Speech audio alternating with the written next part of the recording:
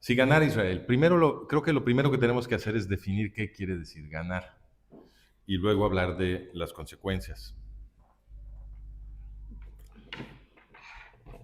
Y voy a ir por partes. Entonces, ¿qué quiere decir ganar en Gaza? Primero tenemos que describir la situación en Gaza. En 2005, Ariel Sharon, primer ministro israelí, decidió entregar Gaza a OLP Fatah. OLP Fatah es lo que ahora llamamos la Autoridad Palestina. Es lo mismo, simplemente se cambió de nombre. OLP Fatah entró a Israel en el periodo 1993-94, cuando se firmaron los acuerdos de Oslo, el primero y el segundo. Antes de esto, OLP Fatah había sido reconocida por todo el mundo simplemente como una organización terrorista dedicada a la destrucción del Estado de Israel, responsable de muchos ataques terroristas, no nada más contra judíos israelíes, sino contra ciudadanos de muchos otros países, porque secuestraban aviones y produjeron guerras civiles en distintos lugares. A donde los ponían, provocaban una guerra civil, en Líbano, en Siria, en todos lados.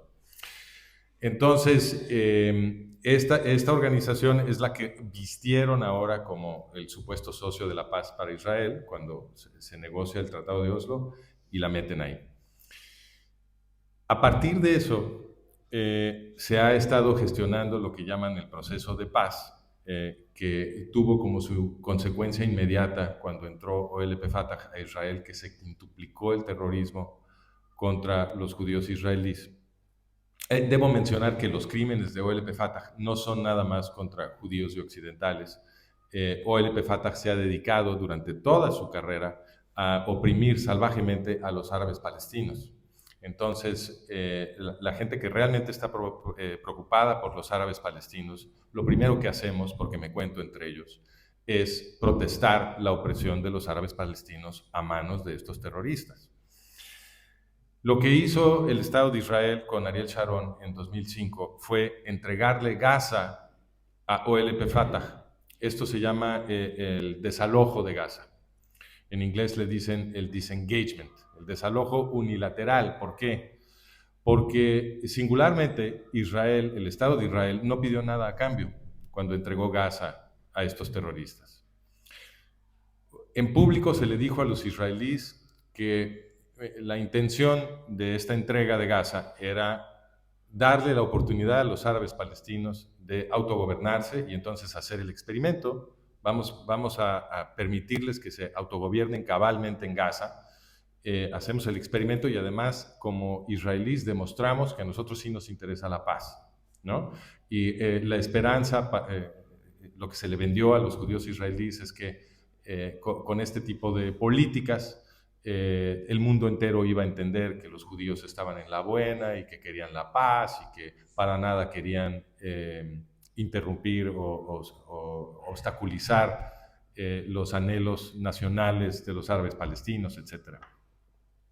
En 2007, 2 años después de la entrega de Gaza, bueno, debo apuntar que cuando se le entregó Gaza a OLP Fatah, a la autoridad palestina, lo primero que sucedió es que los terroristas de OLP Fatah quemaron y destruyeron toda la infraestructura que se había construido en Gaza por judíos israelíes y que les acababan de regalar. Es decir, no solamente les entregaron Gaza sin pedir nada a cambio, sino que además se les regaló a OLP Fatah, después de sacar a la fuerza a los judíos israelíes que vivían en Gaza porque no se querían ir, el ejército israelí los sacó a la fuerza, se le entregó a OLP Fatah todas las casas, las bibliotecas, las canchas de básquetbol, de tenis, las albercas, toda la infraestructura que se había construido por judíos israelíes en Gaza se les regaló.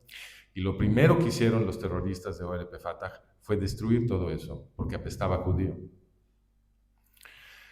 2 años después, en 2007, OLP Fatah le entrega Gaza a Hamas.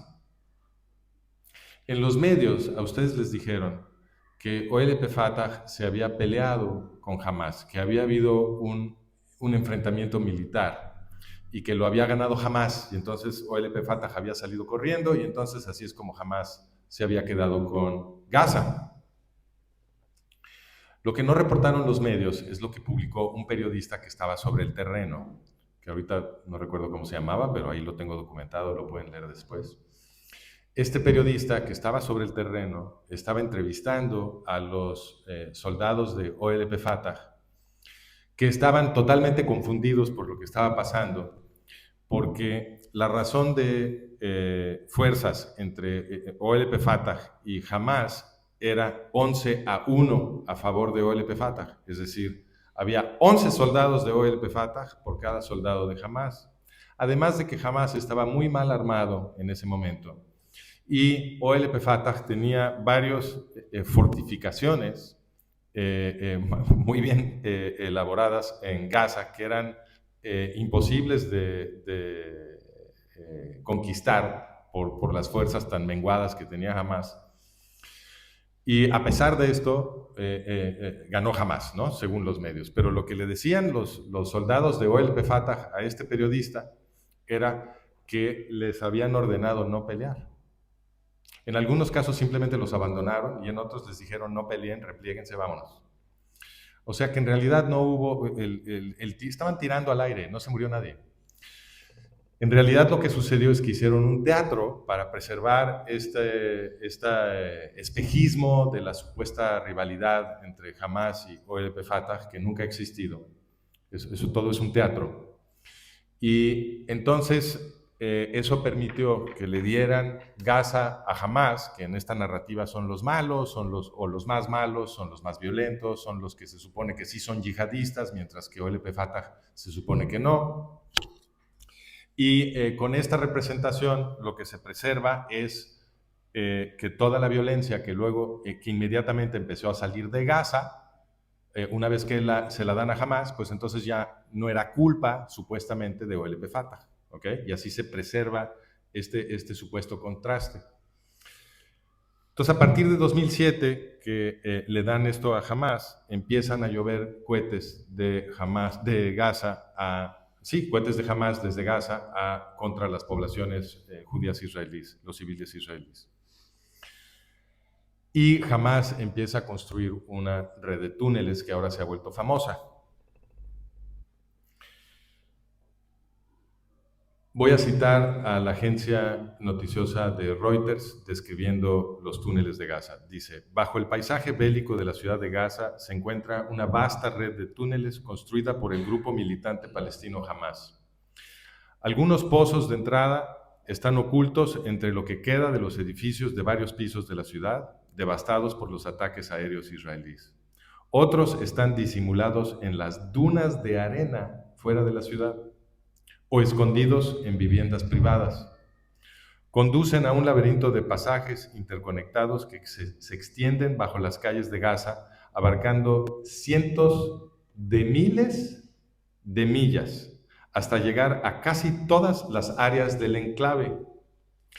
A mí se me ha criticado mucho en público por afirmar que todo Gaza es infraestructura terrorista, que es una calumnia afirmar que Israel ha destruido infraestructura civil en Gaza, porque mi afirmación ha sido todo Gaza es infraestructura terrorista. ¿Es controvertida mi afirmación? Repito lo que dijo Reuters. Los pozos de entrada están ocultos entre lo que queda de los edificios de varios pisos. Otros están disimulados en las dunas de arena fuera de la ciudad o escondidos en viviendas privadas. Conducen a un laberinto de pasajes interconectados que se extienden bajo las calles de Gaza, abarcando cientos de millas hasta llegar a casi todas las áreas del enclave. Todo el enclave es un hormiguero de túneles que fueron construidos para asistir la creación de un Estado terrorista dedicado a asesinar civiles israelíes. Entonces, todo Gaza es infraestructura terrorista. Israel no ha destruido infraestructura civil en Gaza, porque esa infraestructura no existe. Los hospitales, las guarderías, las escuelas de niños, las viviendas privadas, las dunas de arena, todo está integrado en la infraestructura terrorista que construyó Hamás. Los túneles del sistema del metro de la ciudad de Londres son un total de 402 kilómetros. Los túneles abajo de Gaza son 500 kilómetros. Eso según afirmaciones de Hamás. Están muy orgullosos. Entonces, y me falta una cosa, la población entera de Gaza ha sido destruida. Desde niños, porque ya tiene mucho tiempo gobernando Gaza Hamás, y esto también lo hacía la autoridad palestina, desde niños en las escuelas les inculcan que lo que ellos tienen que hacer cuando se conviertan en adultos, y ahí tenemos un video en la página web para que lo vean, es publicado por Palestinian Media Watch, que se encarga de traducir esto y darlo a conocer al público. Desde niños les enseñan que su mayor anhelo como árabes palestinos debe de ser de asesinar judíos, de convertirse en lo que ellos llaman shahids o mártires, mal traducido al castellano, porque eso no es un mártir. Se supone que el mártir se sacrifica para defender un ideal noble, pero estos mártires, entre comillas, lo que hacen es suicidarse para, en el acto de suicidarse, asesinar civiles judíos. Niñas, niños de 4 o 5 años están aprendiendo esto en las escuelas de la autoridad palestina y de Hamás. Algunas de estas escuelas patrocinadas por UNRWA, la agencia de refugiados de la ONU dedicada enteramente a los árabes palestinos. Entonces, una población entera ha visto sus mentes destruidas, porque esto que está haciendo Hamás y que hace la autoridad palestina con los árabes palestinos es destruir sus mentes, convertirlos en escudos humanos, como se ha vuelto muy famosa esta frase de los escudos humanos, porque una vez que les envenenan sus mentes y los adoctrinan, los utilizan como carne de cañón, los ponen a proteger las baterías de misiles y a los terroristas, porque toda la estrategia de Hamás es producir bajas de árabes palestinos para que luego los medios en Occidente digan que Israel supuestamente está cometiendo genocidio. Cuando Israel hace hasta el último esfuerzo para proteger a esos árabes palestinos, envían cientos de miles de correos electrónicos y de llamadas telefónicas y sueltan millones de papelitos avisando dónde van a hacer operaciones para que la población civil de Gaza pueda salirse de donde va a ser la operación, lo cual pone en peligro a los soldados israelíes porque se elimina el elemento de sorpresa. De todas maneras cuesta mucho trabajo protegerlos porque, como decimos, la doctrina militar de Hamás, la doctrina terrorista de Hamás, es producir bajas de árabes palestinos. Entonces, ¿qué sería ganar en Gaza? ¿Y qué querría decir tanto para los árabes palestinos como para los judíos israelíes? Ganar en Gaza quiere decir, primero que nada, controlar todas las fronteras de Gaza. El arreglo que tenía Israel antes de este conflicto con Gaza era que la frontera de Egipto con Gaza no estaba totalmente controlada por Israel. Hay una cosa que se llama el Corredor de Filadelfia, que no controlaba la CFDI. Y en ese Corredor de Filadelfia, ahora que finalmente en el conflicto presente lo controlaron la CFDI, encontraron más de 150 túneles conectando Egipto con Gaza, que por supuesto han sido utilizados para mover armas, para que se escapen los directivos de Hamás, para mover rehenes, para que entren víveres, etc. Lo cual, por supuesto, que es una violación del Tratado de Presunta Paz que habían firmado Egipto e Israel en 1979. Entonces, lo primero, ganar la guerra en Gaza implica, antes que nada, controlar todas las fronteras de Gaza. Esas ya no se pueden desproteger. Si eso no se consigue, Israel pierde la guerra en Gaza. Eso sería una derrota. Segundo, Israel debe de controlar controlar todas las instituciones de Gaza. Porque de no controlar todas las instituciones de Gaza, por lo menos durante una generación, los terroristas regresan y vuelven a envenenar las mentes de los árabes palestinos, vuelven a empezar a construir túneles y a conseguir armas y a preparar todo para otro ataque contra la población judía israelí. Y mientras tanto van a estar oprimiendo otra vez a la población árabe palestina. Entonces, no se puede declarar una victoria si el Estado de Israel no controla completamente las instituciones en Gaza. Y esto no es nada más para proteger a los judíos israelíes, es para proteger a los árabes palestinos, para que no los vuelvan a aplastar los terroristas de Hamás. Los únicos que pueden salvar a los árabes palestinos son los israelíes, porque a nadie más le importan. Entonces, eso sería ganar en Gaza. Y los beneficios obviamente serían no solo para los judíos israelíes, sino sobre todo para los árabes palestinos, porque son los árabes palestinos los que más han sufrido a Hamás. Siguiente. ¿Qué sería ganar en Líbano? Bueno, primero, ¿qué ha estado pasando en Líbano? Líbano ha sido destruido por Hezbollah. Hezbollah es un grupo terrorista creado por la Guardia Revolucionaria iraní y Hezbollah no solamente es un grupo terrorista, sino que además pretende ser un partido político y participa en la política libanesa, misma que ha destruido por completo. Entonces, ya no hay realmente una separación real entre Hezbollah y el Estado libanés. Y el ejército libanés, inclusive, es ahora una especie de mascota de Hezbollah.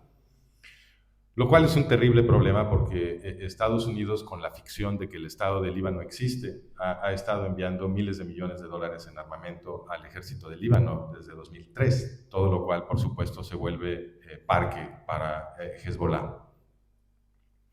Entonces, ¿qué quiere decir ganar en Líbano? A la gente siempre le dicen que mucha gente que digamos, presume una posición supuestamente agresivamente sionista, dice que Israel tiene que controlar otra vez el sur del Líbano hasta el río Litani, porque eso produce un colchón de protección para actividades bélicas en contra de Israel desde el Líbano. Pero no es cierto. Para que Israel gane la guerra en Líbano, tiene que liberar Líbano, de la misma forma que tiene que liberar Gaza para ganar en Gaza. Porque si Líbano no es liberado, los terroristas de Hezbollah van a encontrar la forma, otra vez, de atacar a Israel. Y tarde o temprano, ese va a ser un problema tan grande que no se va a poder resolver. Ya vimos lo que pasó cuando Israel se salió de Líbano, creo que fue en 2008, que se salió. Cuando se salió Israel de Líbano, las Naciones Unidas se suponía que estaban enviando le enviaron una fuerza que se llama UNIFIL para patrullar justamente la zona que había estado ocupando Israel. Y el presunto objetivo de UNIFIL, la función de UNIFIL iba a ser, se suponía, ser un colchón entre Israel y Hamás, y Hezbollah, para que Hezbollah no se volviera a emplazar ahí. Por supuesto que UNIFIL lo único que hizo fue pararse junto a Hezbollah para que Israel no se pudiera defender de todo lo que empezó a hacer otra vez Hezbollah en el sur del Líbano. Porque si Israel ataca y le sucede algo a UNIFIL, entonces todos los medios occidentales y los gobiernos occidentales van a decir que Israel está atacando a la ONU, ¿no? Entonces, para eso servía UNIFIL. UNIFIL no detuvo otra vez el avance de Hezbollah, al contrario, hay muchos indicios de que UNIFIL cooperó con Hezbollah. Entonces, ganar en Líbano quiere decir sacar por completo a Hezbollah de Líbano y no permitir que Hezbollah regrese. Y eso quiere decir liberar Líbano. Para liberar Líbano, primero tiene que ser conquistado. ¿Cuál será la consecuencia de liberar Líbano? pues la consecuencia de liberar Líbano va a ser la seguridad para los israelíes, para todos los israelíes, pero sobre todo para los que viven en el norte de Israel. Ahorita hay, creo que son 400,000 judíos israelíes que han sido desplazados del norte de Israel, que no han podido regresar a sus casas y que no sabemos para cuándo van a poder regresar a sus casas, precisamente por toda la violencia que ha estado generando Hezbollah. ¿Puede Israel derrotar a Hezbollah? Por supuesto, igualito que derrotó a Hamas. ¿Qué significa ganar en Siria? Siria es un mosaico de fuerzas armadas combatiendo todas entre sí desde 2011. Es muy famoso que ahí está ISIS y que, bueno, estaba Assad, ahora ya no está Assad. Y hay un montón un salpicado de distintos grupos que además se cambian de nombre cada semana, entonces es imposible seguirles la pista. Pero hay una fuerza militar en el norte de Siria, que son los kurdos rojabanos. Los kurdos rojabanos son extraordinarios, son los primeros libertarios. Entonces, mucha gente cree que Milei creó el primer gobierno libertario en el mundo, pero no es verdad. Antes de Milei, los kurdos rojabanos, que habían derrotado a ISIS en toda la zona que ellos ocupan y que la liberaron de ISIS, establecieron el primer gobierno libertario en el mundo. Estos kurdos rojabanos son discípulos de Abdullah Öcalan, que es el líder kurdo en Turquía, que formó el PKK y que cuando los turcos lo metieron a prisión, lleva no sé cuántos años en prisión, yo creo que ya entre 20 y 30 años lleva en prisión. Y en la prisión, Abdullah Öcalan leyó a un ambientalista libertario estadounidense que se llama Murray Bookchin, que escribió un libro muy interesante, muy bonito, que se llama La ecología de la libertad. Y este libro transformó la mente de Öcalan, que había sido marxista, y ahora se volvió libertario. Y entonces escribió un libro para explicar cómo se había transformado su mente, leyendo este libro, y explicó su nueva ideología libertaria. Y el PKK lo siguió, y también lo siguieron los kurdos rojabanos en Siria, en el norte de Siria. Y entonces cuando empieza la guerra civil siria y ellos logran liberar el norte de Siria de ISIS, establecen un gobierno autónomo sobre las líneas de la ideología libertaria, protegieron a todas las minorías que viven en el norte de Siria, a los yazidis, a los cristianos, a todo el mundo, emanciparon a las mujeres kurdas. La mitad de los soldados de los kurdos rojabanos son mujeres. En la estructura de gobierno de los kurdos rojabanos, en cada nivel tiene que haber 2 personas, un hombre y una mujer. Estos son los musulmanes más liberales del mundo. Son el futuro de la civilización musulmana si lograran sobrevivir. Las mujeres kurdas rojabanas se convirtieron en un activo de batalla porque los yihadistas temen ser asesinados por una mujer en el campo de batalla, porque ellos creen que si los mata una mujer pierden el paraíso por esta ideología misógina tradicional que tienen en el Islam. Entonces, en muchas ocasiones corrían como gallinas porque les preocupaba mucho que los fuera a matar una mujer. Entonces, se convirtieron en un activo tremendo de batalla. Además, pelean muy bien. Lo demostraron derrotando a ISIS. Entonces, obviamente, la forma de ganar la guerra en Siria para Israel es aliarse con la única fuerza liberal democrática en Siria, que son los kurdos rojabanos. Lo que debería de estar haciendo Israel es enviar todo el apoyo posible a los kurdos rojabanos para que se puedan defender de los turcos, porque los turcos, el Estado de Turquía los está atacando desde el norte y desde el sur y desde el occidente los están atacando los yihadistas. Y esa pinza los va a destruir, y en poco tiempo, si los occidentales, los gringos que se supone que son aliados de los rojabanos, pero no hacen realmente nada para ayudarlos, y los israelíes no los ayudan. ¿Okay? Entonces, la manera de ganar en Siria, otra vez, es igualito que en Líbano. La única manera de ganar en Siria es liberar Siria. Cualquier otra cosa simplemente está aplazando el siguiente ataque genocida desde Siria.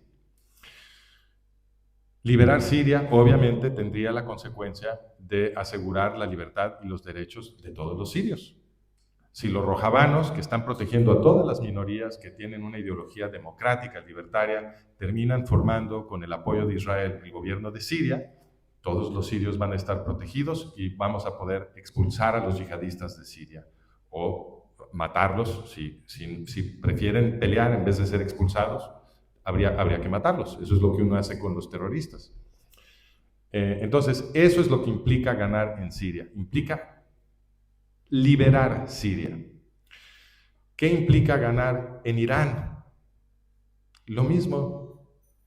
Los iraníes obviamente ya están hartos de la opresión que han estado sufriendo desde 1979 a manos de los yihadistas iraníes.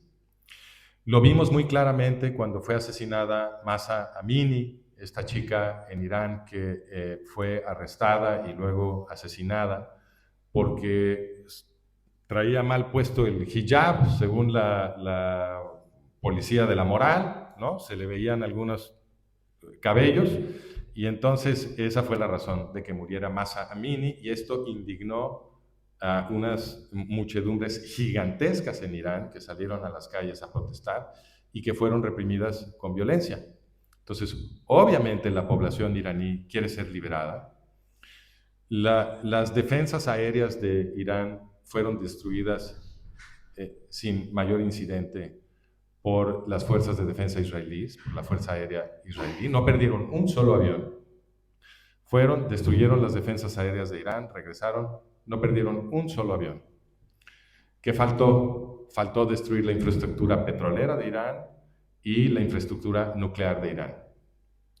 Porque si eso se hace, entonces se colapsa el régimen iraní y se puede construir una sociedad democrática, aliados con todos esos iraníes pero muchísimos de ellos, yo creo que la mayoría de los iraníes de a pie, no son enemigos de Israel, al contrario, y agradecerían una intervención israelí para liberar Irán.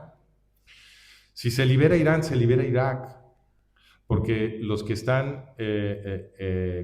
han estado controlando la vida política en Irak han sido los iraníes. Entonces, para liberar Irak se tiene que empezar por Irán. Estamos ahorita en un periodo de transición. La infraestructura terrorista creada por el sistema iraní, que tenía que ver con Irán, el control iraní sobre Irak, la alianza que tenían con los Assad en Siria y el control iraní del Líbano a través de Hezbollah, le daba un corredor de tierra a Irán, desde Irán hasta la frontera norte de Israel. Realmente está muy lastimada esa estructura. También Hamas en el sur de Israel era la pinza de Irán. Eso está muy, muy lastimado. Hamas está luchando por sobrevivir en Gaza, Hezbollah también en Líbano, Assad, que era el aliado de Irán, ha caído en Siria, y Irán está encuerada sin defensas aéreas, ¿no? Entonces eso ya está muy debilitado, pero lo que estamos viendo es que se le está pasando la batuta a Turquía, porque los terroristas que están tomando el poder ahorita en Siria son clientes de Turquía, no nada más de Turquía, son clientes de Qatar y son clientes de Estados Unidos. Eso lo puedo explicar con más detalle si ustedes quieren en las preguntas.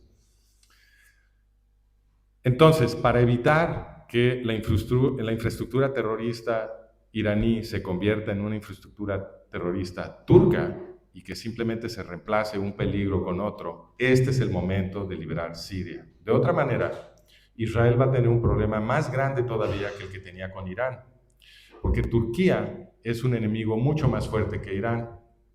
Entonces, no conviene que Turquía, obviamente, esté emplazada en Siria. Entonces, este es el momento de liberar Siria. Si se pierde esta oportunidad, se pierde. Las consecuencias más grandes, más ampliamente, de ganar la guerra no serían solamente para Israel, sino que serían también para todo Occidente, porque todo Occidente está en peligro de ser arrollado por una combinación del yihadismo y de esta izquierda que hemos estado escuchando afuera, que o es hipócrita o está muy desinformada, porque se supone que la izquierda lucha contra la opresión. Si la izquierda quiere decir algo, lo que quiere decir es que los izquierdistas luchan contra la opresión. Eso es lo único, o por lo menos eso dicen, ¿no? O sea, la jactancia de luchar contra la opresión es lo único que es consistente a lo largo de todas las distintas manifestaciones de la izquierda. Bueno, si tú estás luchando contra la opresión, lo último que debes de hacer es aliarte con el yihadismo, porque el yihadismo es la definición misma de la opresión. Los yihadistas no oprimen nada más a las poblaciones que conquistan, oprimen a los musulmanes. No tienen ninguna defensa los yihadistas. Entonces, Occidente está ahorita en un peligro mortal. No tenemos una ventana de tiempo muy larga. Todo está a punto de decidirse. Estamos viviendo un fulcro histórico que lo va a decidir esta generación. Y si los yihadistas aliados con los izquierdistas occidentales ganan, la consecuencia va a ser la destrucción de todos los derechos y todas las libertades que todavía gozamos en Occidente y que tanto sudor y sangre costó construir en las generaciones de nuestros bisabuelos y tatarabuelos en las revoluciones modernas de Occidente. Eso es lo que se va a perder el Occidente moderno. Si Israel gana, lo que tenemos es una oportunidad de defender todavía a Occidente. Si Israel pierde, mi predicción es que Occidente se va a colapsar de la misma forma que se colapsó en la Segunda Guerra Mundial.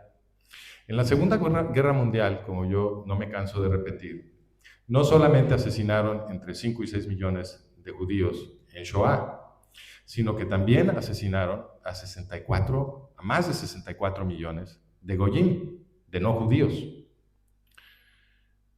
Son los mismos antisemitas los que los mataron.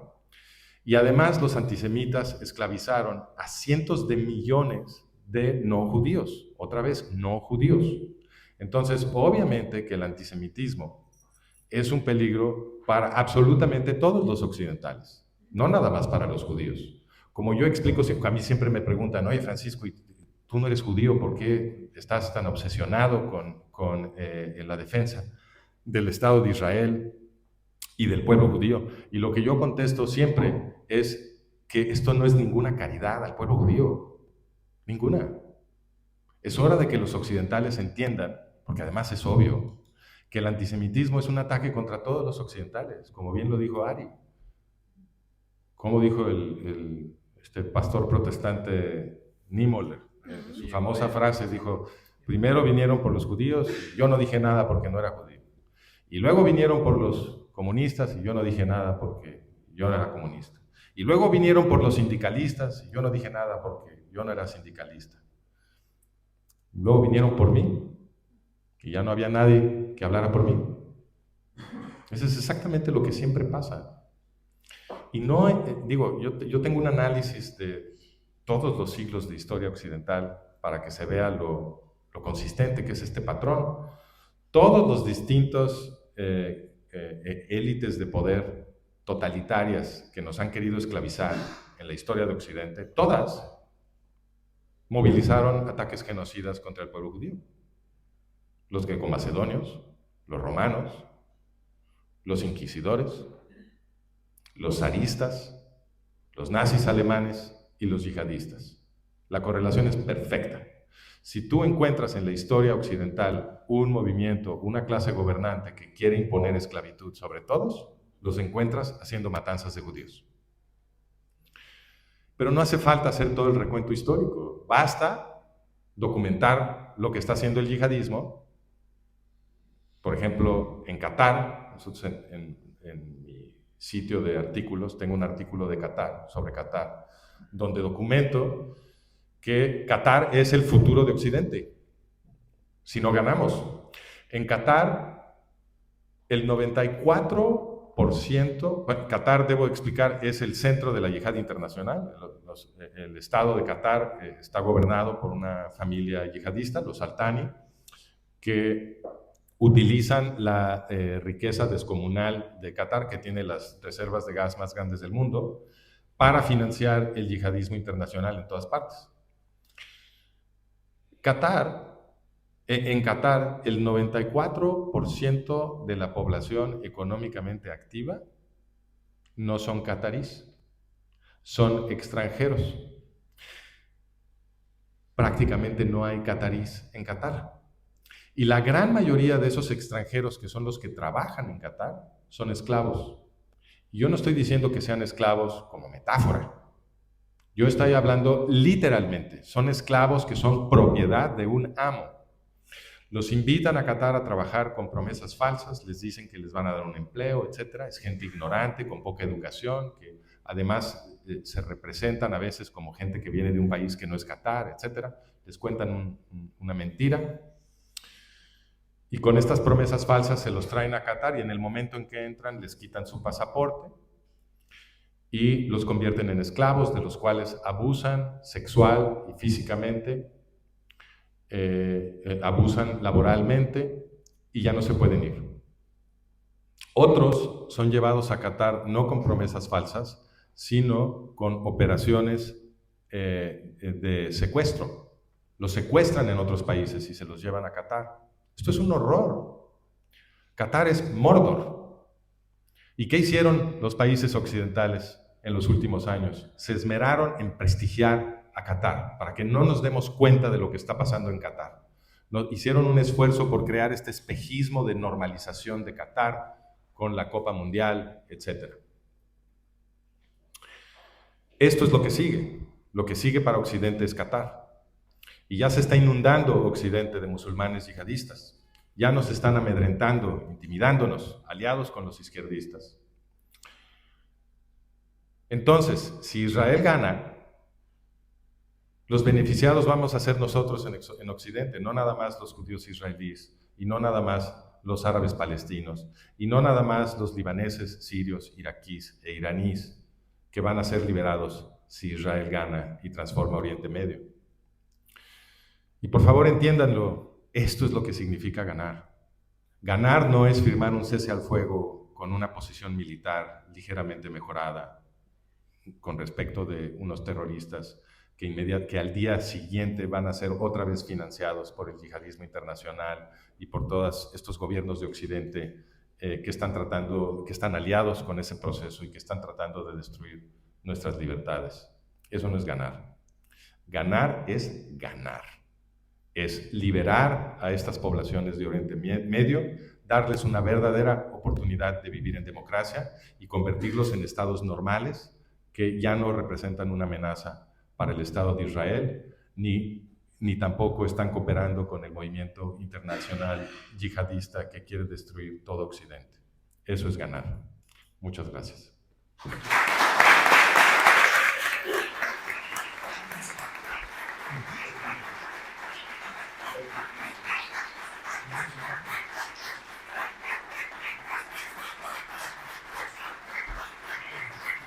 Si me permite.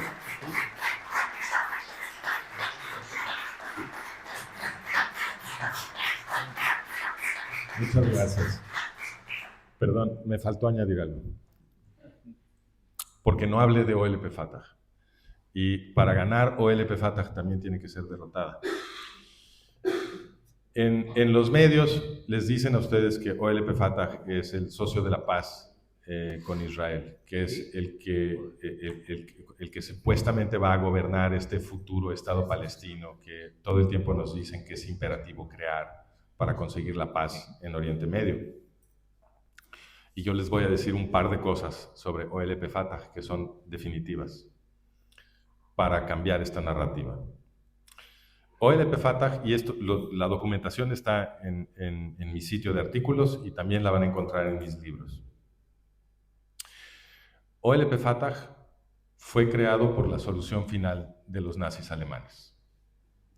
El padre fundador del movimiento árabe palestino se llamaba Haj Amin al-Husseini, y Haj Amin al-Husseini, después de organizar varios ataques terroristas en el mandato británico de Palestina contra la población civil judía, se fue, y después de organizar la destrucción de la comunidad judía de Bagdad, se fue a Alemania después de que estalla la Segunda Guerra Mundial, se entrevista con Adolfo Hitler.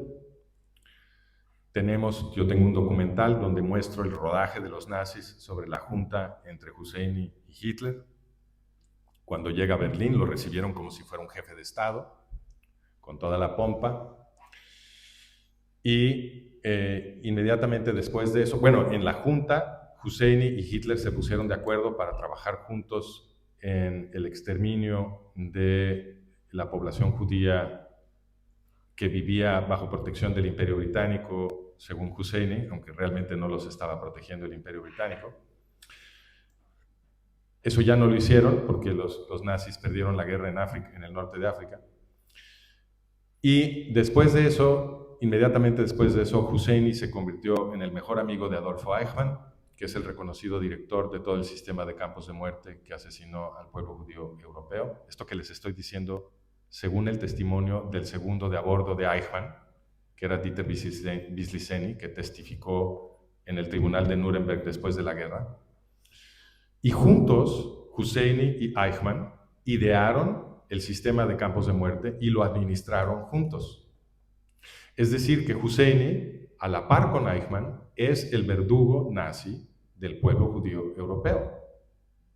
Este es el padre fundador del movimiento árabe palestino y el público no conoce estos datos. Yo fui contratado en la Universidad de Pensilvania hace un poco más de 20 años para enseñar conflicto étnico, que es mi especialidad.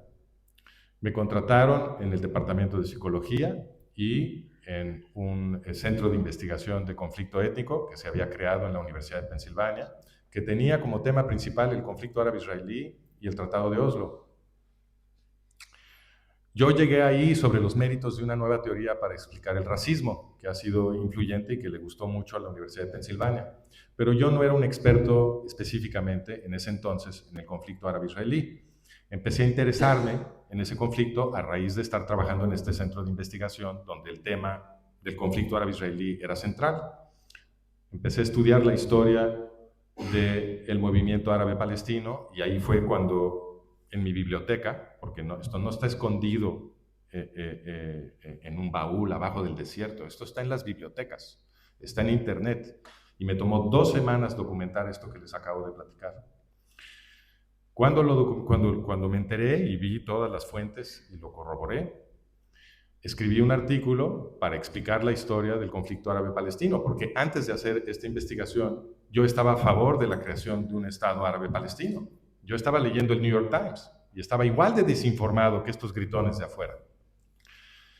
Y una vez que me enteré de todo esto, giré 180 grados, porque obviamente que es una aberración introducir en el Estado judío, que fue creado para proteger al pueblo judío de genocidios nazis, a OLP Fatah, porque resulta, se me olvidó comentarles, resulta que OLP Fatah fue creación de Haj Amin al-Husseini. El exterminador del pueblo judío europeo, Haj Amin al-Husseini, terminando la guerra, no fue enjuiciado en el tribunal de Nuremberg, escapó la justicia, se refugió en Cairo y en los 50s le dio entrenamiento nazi-alemán a Yasser Arafat, Mahmoud Abbas y algunos otros adolescentes que formaron el núcleo de Al-Fatah, que se come a la OLP por ahí del año 1968, se queda con el nombre. Y eso es lo que Estados Unidos metió con calzador al Estado judío para que gobernara a los árabes musulmanes en los territorios militarmente estratégicos de Judea, Samaria y Gaza. Obviamente que esto es una aberración. Entonces, cuando yo entendí que habían metido a los genocidas nazis a territorio militarmente estratégico de Israel, cambié mi posición 180 grados y desde entonces me opongo a la creación de un Estado árabe palestino gobernado por OLP Fatah. Pero si eso no fuera suficiente, resulta que OLP Fatah es la creadora de Irán. Otro dato que ha sido suprimido. Se me olvidó decirles cómo suprimieron esto. Husseini era famoso inmediatamente después de la guerra, en todo el mundo. Todo el mundo sabía quién era Hussein y qué había hecho en la Segunda Guerra Mundial. Había parlamentarios británicos en el House of Commons, en el Parlamento británico, gritando que Haj Amin al-Husseini tenía que ser enjuiciado en el Tribunal de Nuremberg por crímenes de guerra y crímenes contra la humanidad, por su responsabilidad en Shoah, en el Holocausto, en la solución final de los nazis. Entonces era mundialmente conocido, se escribieron 2 libros narrando toda su vida y su participación durante la Guerra Mundial, que además de administrar los campos de muerte, organizó divisiones enteras de la SS de Heinrich Himmler, compuestas de musulmanes, albaneses y bosnios. Y uno lo escribió Maurice Perelman, un libro de estos, el otro lo escribió, se me olvida su primer nombre, un señor Shechtman. El último libro fue escrito en 1967, y a partir de 68, 69, que es cuando yo nací en 69, a partir de ahí ya no se volvió a mencionar jamás a Husseini en ningún medio, en ningún texto académico, silencio total. Entonces, pues yo, a pesar de que me doctoré en este tema, yo nunca voy a hablar de Husseini ni de su participación en la solución final nazi. Y fue por eso que yo publiqué este artículo. ¡Qué barbaridad! Se dejó de hablar de este hombre, alguien tiene que mencionarlo, si no, no se puede entender lo que está pasando en Oriente Medio. Y el día que lo publiqué en Arutz Sheva, en Israel National News, que es el servicio de información de los judíos sionistas religiosos en Israel. Me despidieron de la Universidad de Pensilvania, después de decirme que mi documentación era impecable, pero que esto no se podía decir. Lo cual demuestra que sí hay un esfuerzo desde arriba por suprimir esta información. Pero regreso, si esto no fuera suficiente, otro ítem de información que se ha suprimido es que OLP Fatah es la creadora de Irán. Esto no lo habían oído, ¿verdad? ¿No? Estaba en la primera plana del New York Times en 1979, cuando sucedió la revolución islámica iraní. Primera plana del New York Times en 1979, explicando que Yasser Arafat, Mahmoud Abbas y sus cuates de OLP Fatah habían armado hasta los dientes y entrenado a las guerrillas de Ayatollah Khomeini en campos de entrenamiento en Líbano, y fueron esas guerrillas las que pelearon la revolución islámica iraní y que pusieron a Ayatollah Khomeini en el poder en Teherán. Ipso facto, Khomeini envió un avión para que se trajeran a Arafat y Abbas y a otros directivos de la OLP a Teherán a festejar con Khomeini la revolución islámica. Y Arafat, Abbas y sus cuates le ayudaron a Khomeini a crear Savama o a reformar Savama, el órgano que reprime, es la policía secreta iraní que reprime a la población iraní, y a crear las guardias revolucionarias iraníes, que son las creadoras de Hezbollah y que exportan terrorismo a todo el mundo. Eso todo lo hizo OLP Fatah. O sea que cuando le dieron Judea, Samaria y Gaza a OLP Fatah, se la dieron a los nazis alemanes y a los yihadistas iraníes. Por lo tanto, ganar también significa expulsar por completo a OLP Fatah de Israel. No tienen nada que estar haciendo ahí, mucho menos gobernando como un Estado independiente territorios militarmente estratégicos del Estado judío. Muchas gracias.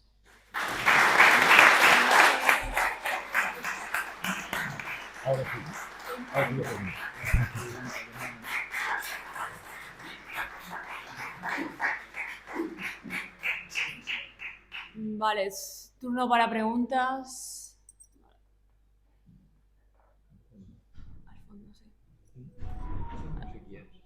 ¿Cuál? Este. No va. Ah, vale, este.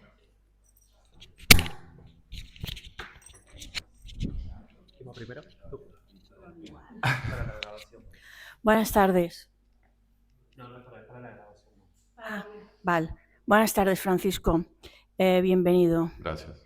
Te voy a decir algo que te va a sorprender. Yo no soy judía tampoco y mi tendencia política es más bien progresista. Quizá podríamos llamarle de izquierdas, pero no estoy allí, estoy aquí. Porque mi visión de este conflicto es mucho más parecida a la tuya. Me ha gustado mucho tu intervención y no es para nada como se publicaba en todos los medios que vi, venía como asustada y me ha sorprendido gratamente, me ha gustado mucho. Qué bueno. La pregunta. Hace unos meses estuve en una conferencia en la facultad, en la universidad, en el campus, sobre estrategia geopolítica sobre este conflicto.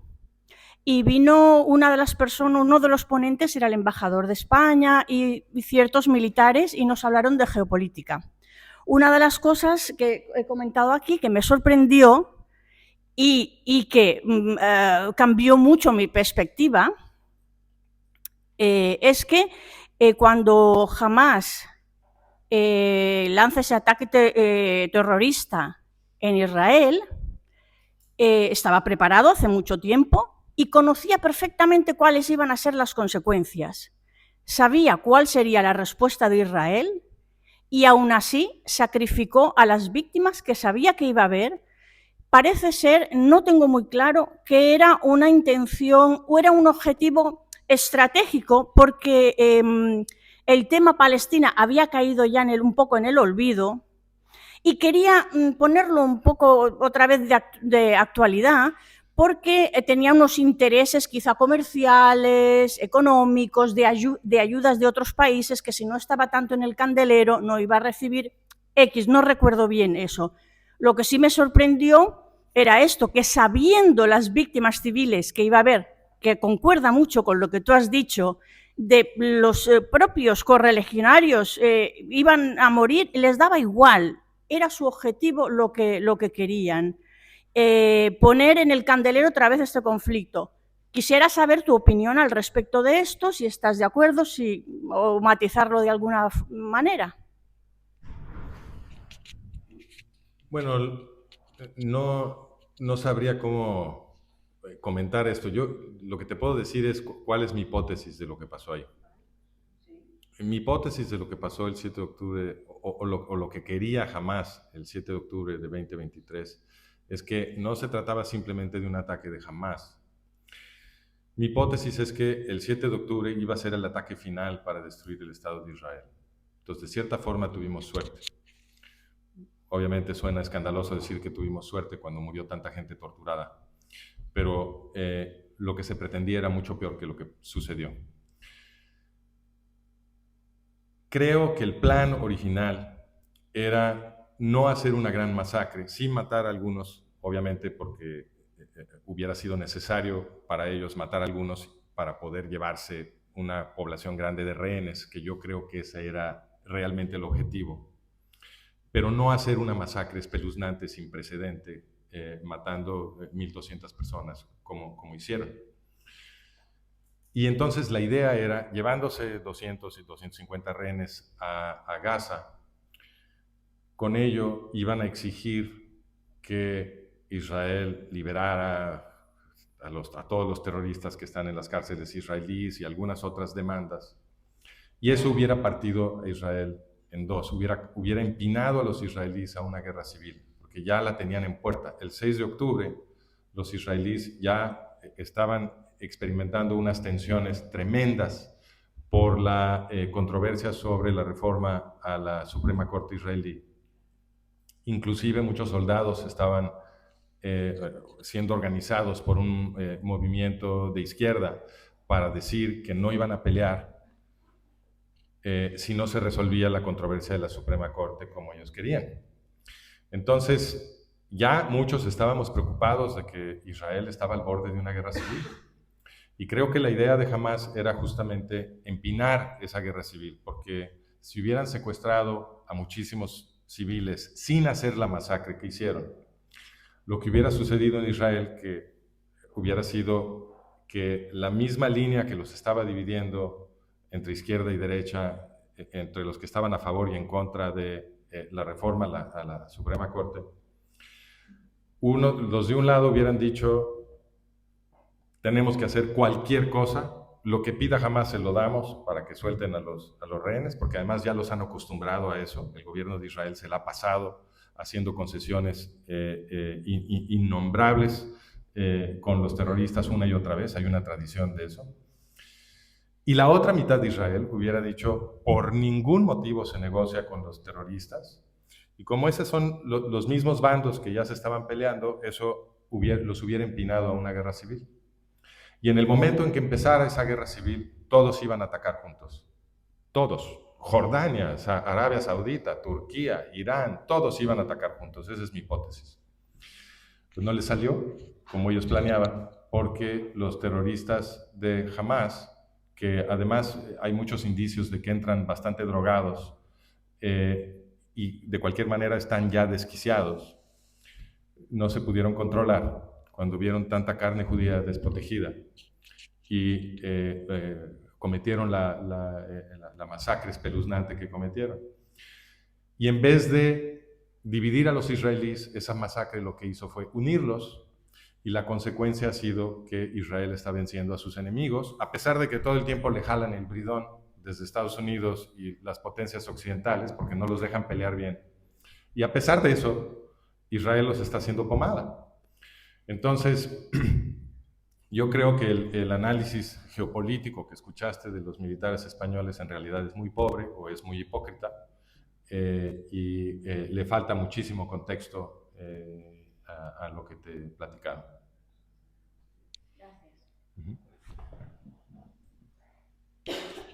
Gracias. Muy buenas tardes a todos. Bueno, ¿sí? ¿Se me oye? ¿Ah, sí? Bien. Ah, vale. Sí, bueno, yo sí soy judío por parte de mi abuelo y mi padre. Y bueno, todo este conflicto que está sucediendo, bueno, intento guardar Torah. El señor Hashem dice que, que Dios bendice al que bendiga a Israel y maldice al que lo maldiga. Y bueno, no puedo salir de aquí sin primero decirte, Francisco, que el Señor te va a bendecir. Muchas gracias. Y has comentado, y estoy totalmente de acuerdo, que Qatar es Mordor. Y siguiendo ese símil de El Señor de los Anillos, yo, bueno, permíteme que llegue a una conclusión. Digo, si Qatar es Mordor, la élite de los Estados Unidos es el Señor Oscuro. Porque yo lo veo como un monstruo con dos caras. Una cara donde le da la palmadita a Israel y otra cara donde está en contra de Israel y se alía con los personajes que ya has comentado.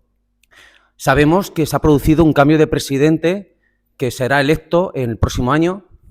No sé si eso tiene alguna relación de estos adelantos que está sucediendo en Siria. La pregunta es, con el señor Trump a la cabeza el próximo año, no sé si será a finales de enero, él ha comentado que él pondría el final de la guerra con Rusia y con Ucrania, también acabará con este conflicto. Me gustaría que nos dijeras cuál es tu opinión, debido a que parece que estos eventos se están adelantando porque no esperaban que el señor Trump ganara. Y no sé, parece que se están adelantando un poco todo y quería que nos dieras tu visión acerca de qué sucederá con el señor Trump en la cabeza de Estados Unidos. Gracias. Gracias por tu pregunta. ¿Por dónde empezar? Tus sospechas sobre la clase gobernante de Estados Unidos, en mi opinión, son bien fundadas. Un indicio de esto, obviamente, es Qatar, como tú bien mencionas, porque Qatar es un aliado íntimo de Estados Unidos. Y las verdaderas intenciones de los gobernantes estadounidenses pueden verse en muchos lados, pero se ven muy claras en Qatar. Porque, como he explicado yo muchas veces, Qatar no puede sobrevivir como un Estado independiente sin la protección de Estados Unidos. Qatar es una península de arena, es perfectamente plano, es vulnerable a 360 grados, es chiquitito. Cualquiera de los poderes regionales que circundan a Qatar se lo merendaría en un segundo, porque Qatar tiene las reservas de gas más grandes del mundo, es un premio suculento.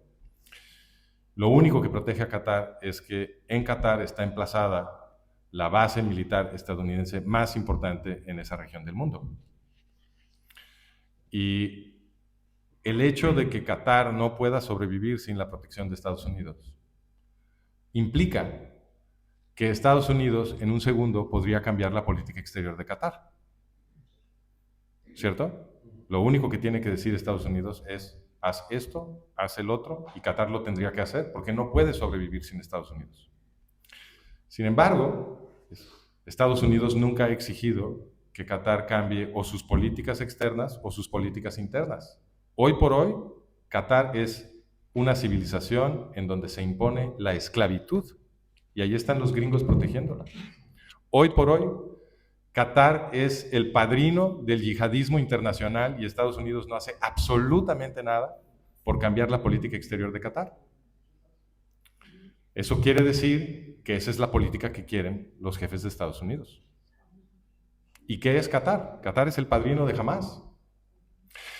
Y cuando empezó la operación israelí contra Gaza después del ataque del 7 de octubre, nos enteramos que los directivos de Hamás estaban refugiados en Qatar. Ah, caray. Yo recuerdo que cuando Estados Unidos acusó a Osama Bin Laden de haber organizado los ataques del 11 de septiembre de 2001, el argumento público de George Bush Jr. fue: vamos a atacar a Afganistán, porque si no están con nosotros, están en nuestra contra, y aunque no había sido Afganistán el que los había atacado, ellos no le estaban echando la culpa a Afganistán, le estaban echando la culpa a Osama Bin Laden. El argumento para atacar a Afganistán era que Osama Bin Laden estaba en Afganistán. Bueno, pues los directivos de Hamás están en Qatar. ¿Ese por qué no es el argumento para que Israel ataque a Qatar? Ah, no, porque ahí está la base estadounidense. Y obviamente ahí hay una doble moral, ¿no? Entonces yo creo que tienes razón. Yo creo que la política de los jefes estadounidenses, y sobre esto tenemos muchísima documentación. Así fue como yo inicié el trabajo que ahora hago en Management of Reality, que quiere decir la administración de la realidad, porque justamente lo que nos interesa entender es esta esfera de realidad que nos crean con los medios y con las universidades. Ya viste todos los que firmaron el comunicado de... ¿Cuál es la institución? ¿Cómo se llama? Universidad de las Islas Baleares. De las Islas Baleares. Entonces, las universidades y los grandes medios colaboran para crear una esfera de realidad en la que no aprendemos nada importante y al contrario nos están metiendo ideas a la cabeza que nos manipulan. Entonces, una vez que empezamos a estudiar cómo funciona el sistema de medios, quién lo controla, cómo ha sido corrompido, cómo han sido corrompidas las universidades, etcétera, podemos empezar a emanciparnos de esta administración de la realidad. ¿Y eso qué implica? En mi opinión, implica emanciparse de la idea de que hay dos partidos independientes en Estados Unidos que están compitiendo por controlar el gobierno. Yo creo que son el mismo partido. Yo no creo que Trump sea distinto de Biden. Recuerda que Trump, de donde viene, es de la lucha libre. Y en la lucha libre hay una tradición que se llama kayfabe. El kayfabe quiere decir que el personaje que tú habitas en el ring, lo tienes que habitar fuera del ring. Entonces, cuando te entrevistan o cuando estás en la calle o lo que sea, tú tienes que seguir en tu papel, en el personaje que habitas, porque la lucha libre es un teatro. Y esta tradición surgió justamente para desvanecer la línea entre la ficción y la realidad. ¿Okay? Este es el juego del kayfabe, que obviamente es el origen del reality TV, ¿no? Bueno, pues Trump de ahí viene. Trump es un aprendiz de Vince McMahon, que es el gran empresario del kayfabe, de la lucha libre en Estados Unidos. Hay un documental ahora sobre Vince McMahon en Netflix, que te invito a que lo veas para que conozcas este tema más a profundidad. Es muy interesante. Y luego, después de volverse aprendiz de Vince McMahon, Trump, de hecho, acabó con su propio programa de reality TV, en donde habitó un personaje que obviamente es ficticio y que lo mantenía él adentro y afuera, y también su personaje de su supuesta riña con Vince McMahon. Entonces, de ahí viene Trump. Trump es un gran actor de reality TV, y yo creo que es un personaje. Es un personaje. Cuando eligieron a Trump la primera vez, antes de que tomara posesión, yo escribí un artículo que ahora voy a reciclar, en donde dije, yo no creo que Trump sea de veras. Y entonces hice una lista de las cosas que Trump haría si Trump realmente apoyara a Israel. Tomé la cuestión de Israel como un ejemplo, porque podemos tomar otras cosas, pero yo tomé esa de ejemplo, porque eso es lo que más me interesa a mí. ¿Qué podría hacer Trump si realmente quisiera defender a Israel? Bueno, voy a empezar por lo más sencillo. Lo más sencillo sería agarrar el micrófono y platicarle al mundo entero, porque cuando Trump habla todo el mundo se entera. Agarrar el micrófono y explicar la historia de OLP Fatah que ustedes acaban de oír aquí. Explicar que OLP Fatah viene de los nazis alemanes, de la solución final nazi, y que es el creador de Irán, del Irán yihadista. Eso, en un abrir y cerrar de ojos, destruiría el prestigio del movimiento árabe palestino, cambiaría la narrativa y le permitiría a Israel expulsar a estos terroristas con el apoyo de todos los occidentales prácticamente. Porque lo que los occidentales tienen en la cabeza es que los árabes palestinos son supuestamente las víctimas autóctonas de los colonialistas judíos. Pero si tú documentas para todo el público occidental, empezando por los judíos israelíes y los judíos de la diáspora, que tampoco saben esto, si tú documentas para ellos que estos son los nazis, que estos son los yihadistas iraníes, que el movimiento árabe palestino colaboró con los nazis alemanes en el exterminio de los judíos europeos, pues todos estos izquierdistas ya no tienen dónde pararse. ¿Por qué no hizo Trump eso en su primera gestión? ¿Por qué no? No le cuesta nada. Es agarrar el teléfono, el micrófono, e informar. Cambiar la política de Qatar. ¿Por qué no lo hizo? ¿Por qué no obligó a los cataríes a secar los ríos de dinero que le dedican al yihadismo internacional? No hizo nada. ¿Cuál fue el primer acto oficial, el primer viaje oficial de Trump inmediatamente después de ser inaugurado? ¿Te acuerdas? Su primer viaje oficial fue a Arabia Saudita. A besar la mano del rey Fahd y anunciar que le iban a dar adicionales miles de millones de dólares en armamento a Arabia Saudita, que por cierto es el país en el mundo que más armamento ha recibido de Estados Unidos a la fecha. Enemigo mortal de Israel. Bajo Trump no se dejó de enviar miles de millones de dólares en armamento al ejército libanés. ¿Sabes quién es el yerno de Trump? El yerno de Trump es pariente de Michel Aoun, que es el cristiano libanés que está aliado con Hezbollah. Ese es Trump. ¿O ese ha sido Trump? Yo estoy de acuerdo que le podemos dar el beneficio de la duda. Sí se vale. Sí se vale la interpretación, ponerla sobre la mesa como una hipótesis, de que Trump 1.0 estaba despistado, estaba verde, había muchas cosas que todavía no entendía, venía del mundo de los negocios, no era un experto en geopolítica. Ahora entra con un mucho mejor equipo, se supone. Pero no se me olvida que Trump propuso en su primera gestión crear un Estado árabe palestino gobernado por los nazis yihadistas de OLP Fatah. Sí lo trató de hacer. Y no lo estoy escuchando decir nada distinto ahora. Entonces, en lo que nos tenemos que fijar, ahora que tome el poder Trump, es si realmente hace las cosas que son muy fáciles y que protegen a Israel.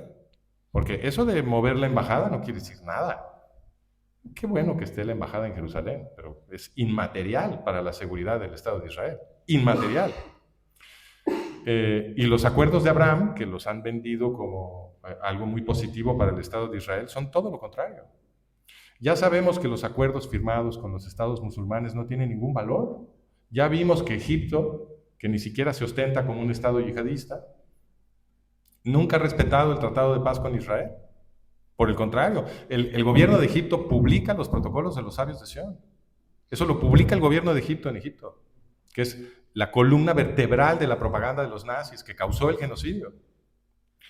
Y el gobierno de Egipto, obviamente, estuvo colaborando con Hamas, con todos esos túneles que se construyeron en la frontera entre Egipto y Gaza. Entonces, el Tratado de Paz firmado con Egipto no quiere decir absolutamente nada. ¿Por qué habríamos de esperar que el Tratado de Paz firmado entre Israel y Emiratos Árabes Unidos quiere decir algo? Si Emiratos es otro estado yihadista, en donde toda la fuerza productiva son gente que fue capturada o engañada y que se volvieron esclavos de los yihadistas que gobiernan Emiratos, ¿no? ¿Y cuál ha sido la consecuencia del Tratado de Paz para Emiratos? Que ahora le están enviando armamento gringo. No, pues nos chupamos el dedo.